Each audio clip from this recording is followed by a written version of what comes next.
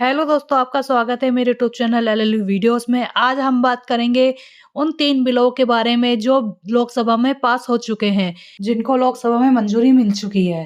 First है आपका भारतीय न्याय संहिता बिल 2023, जिसको हम पहले आईपीसी के नाम से जानते थे, इंडियन पेनल कोड। दूसरा बिल है भारतीय नागरिक सुरक्षा संहिता 2023, जिसको हम सीआरपीसी के नाम से जानते थे। तीसरा बिल है आपका भारतीय साक्ष्य बिल 2023, जिसको हम पहले इंडियन एविडेंस एक्ट के नाम से जानते थे। चलिए जानते हैं कि इन कानूनों की क्या खास बात है। ये नए कानून व्यक्ति की स्वतंत्रता, मानव के अधिकार और सबके साथ समान व्यवहार वाले सिद्धांत पर आधारित बनाए गए हैं। और इतना ही नहीं, भारत की आजादी के बाद पहली बार इन 3 कानूनों में इतने बड़े बदलाव किए गए हैं। और इस नए कानून में मॉब लॉन्चिंग जैसे जो अपराध हैं, उसके लिए फांसी की सजा डिसाइड की गई है।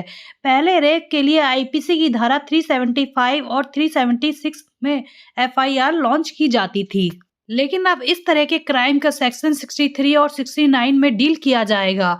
इसमें गैंग रेप और बच्चों के अगेंस्ट होने वाले क्राइम को बहुत गंभीरता से लिया गया है। पहले मर्डर के लिए सेक्शन 302 लगाया जाता था, लेकिन अब सेक्शन 301 लगाया जाएगा। और गैंग रेप करने वाले क्रिमिनल को 20 साल की सजा दी जाएगी या फिर आजीवन कारावास भी दिया जा सकता है। गृह मंत्री ने यह भी बताया कि सीआरपीसी में पहले 484 सेक्शन थे, लेकिन अब नए कानून यानी न्यू सीआरपीसी में 531 धाराएं होंगी।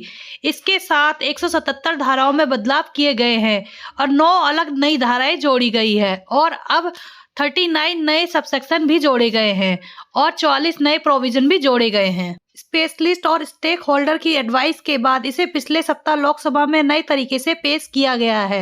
इन कानूनों का मेन उद्देश्य है कि नागरिकों का संवैधानिक, मानवीय और व्यक्तिगत अधिकारों की रक्षा करना। इसके अलावा 3 बिलों का उद्देश्य सजा देने की बजाय न्याय करना है। तो ये 3 नए कानून लागू किए गए हैं लोकसभा में। यदि आपको वीडियो अच्छी लगी है तो ऐसी इंटरेस्टिंग वीडियो के लिए आप एलएलयू वीडियोस को फॉलो करें एंड चैनल को सब्सक्राइब। Thank you.